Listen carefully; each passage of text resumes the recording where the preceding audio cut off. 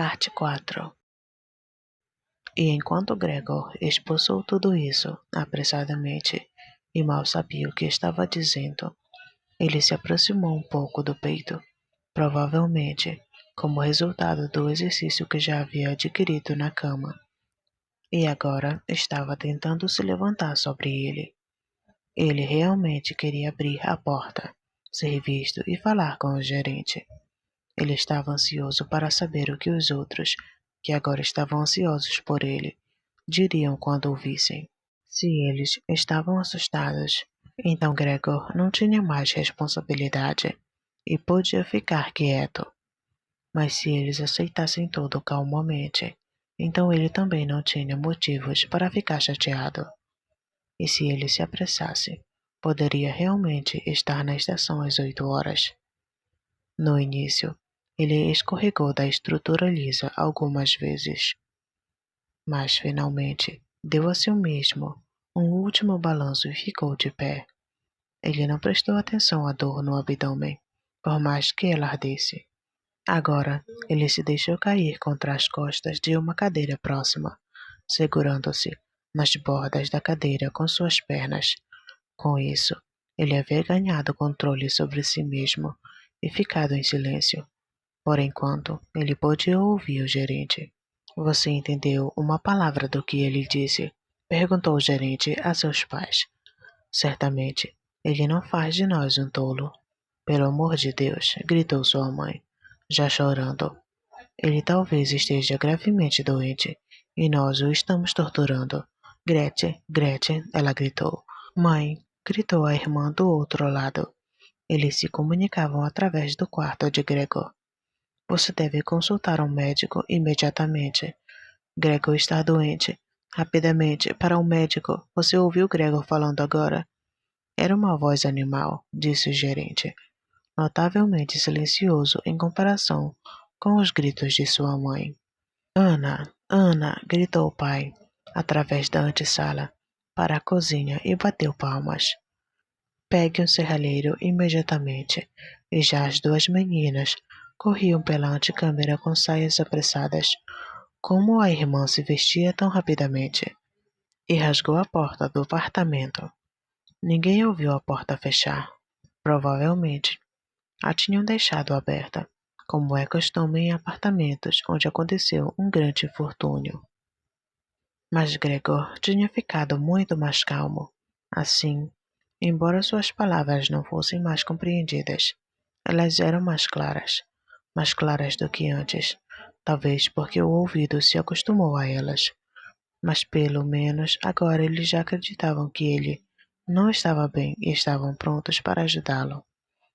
A confiança e a certeza com que as primeiras encomendas tinham sido feitas lhe fizeram bem. Ele se sentiu novamente incluído no círculo humano e esperava grandes e surpreendentes realizações, tanto do médico como do serralheiro, sem realmente separá-los, a fim de ter uma voz o mais clara possível para as reuniões decisivas que se aproximavam. Ele tossiu um pouco, mas tentou fazê-lo de forma moderada, já que este som poderia ter soado diferente de uma tosse humana, que ele mesmo já não se atrevia a decidir. Na sala ao lado, tudo ficou muito quieto nesse interim. Talvez os pais estivessem sentados à mesa com o gerente e sussurrando. Talvez todos estivessem encostados à porta e escutando. Gregor empurrou lentamente sua poltrona em direção à porta. Soltou-se ali, atirando-se contra a porta, e agarrou-se direito a elas. As bolas de suas pernas tinham um pouco de cola sobre elas, e descansou ali por um momento do esforço. Mas então ele começou a girar a chave da fechadura com a boca. Infelizmente, parecia que ele não tinha dentes de verdade, o que ele deveria usar para agarrar a chave. Mas as mandíbulas eram muito fortes, e com sua ajuda ele realmente moveu a chave, e não prestou atenção ao fato de que, sem dúvida, estava fazendo algo mal a si mesmo, porque um líquido marrom saía de sua boca, corria sobre a chave e pingou no chão. Ouça, disse o gerente na sala ao lado. ele gira a chave. Isso foi um grande incentivo para Gregor, mas todos deveriam ter gritado com ele, até seu pai e sua mãe. Calma, Gregor. Eles deveriam ter gritado. Sempre se aproximem, perto da fechadura. E, pensando que todos os seus esforços estavam sendo seguidos com grande entusiasmo, ele se bateu inconscientemente na chave com toda a força que podia reunir. Conforme a rotação da chave avançava, ele dançava ao redor da fechadura. Agora, ele só segurava de pé com a boca e, quando necessário, agarrava-se à chave ou pressionava novamente com todo o peso de seu corpo. O som mais brilhante da fechadura que finalmente se instalava despertou ligeiramente Gregor. Com um suspiro de alívio, ele disse para si mesmo: então eu não precisava de um serralheiro, e colocou sua cabeça no puxador para abrir completamente a porta. Como ele teve que abrir a porta desta maneira, ela já estava realmente bem aberta, e ele mesmo ainda não estava visível. Ele tinha que virar lentamente uma ponta da porta, e com muito cuidado, se não quisesse cair de costas, desajeitado pouco antes de entrar na sala. Ele ainda estava ocupado com aquele movimento difícil e não tinha tempo para prestar atenção a mais nada, quando ouviu o gerente gritar um alto "Ah!"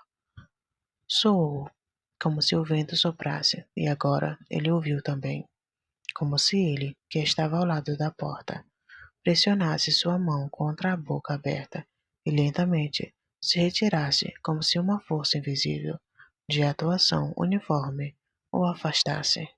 A mãe, ela estava de pé aqui, apesar da presença do gerente com seus cabelos ainda em pé, dissipados da noite. Levantando-se bem alto, primeiro olhou para seu pai com as mãos dobradas. Depois, deu 2 passos em direção a Gregor e caiu no meio das saias espalhadas ao seu redor, com o rosto abaixado até o peito, completamente indetectável.